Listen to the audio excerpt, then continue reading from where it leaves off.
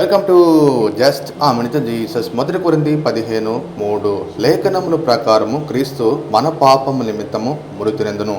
యేసుక్రీస్తు ప్రభుల యొక్క శిలువ మరణానికి ఛాయారూపకంగా పాత నిబంధన గ్రంథంలో ఎన్నో సంఘటనలు జరగటం జరిగింది. వాటిలో ప్రాముఖ్యమైనవి మొట్టమొదటిగా ఆదికాండము 22వ అధ్యాయంలో అబ్రహాము తన ప్రియకుమారుడి ఇస్సాకును బలి ఇచ్చేటప్పుడు యెహోవా ఈరే అంటూ దేవుని గణపరచడం జరిగింది. అంటే దేవుడే బలి పశువును ఏర్పాటు చేస్తారంటూ దేవుని గణపరచడం జరిగింది. ఇక రెండవదిగా నిర్గమకాండం 12వ అధ్యాయంలో ఆనాటి ఇశ్రాయేలు ప్రజలను బానిసత్వం నుంచి పస్కా బలి రక్తము చేత విమోచన కలిగించడం జరిగింది.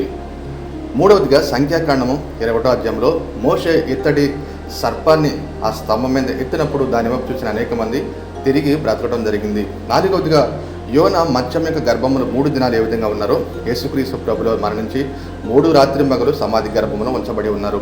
యేసుక్రీస్తు ప్రభుల యొక్క మరణం గురించి ఇన్ని ఉదాహరణలు ఇవ్వబడే ప్రతి ఒక్క నేత్రము తెరవబడిన గాక. ఆమేన్.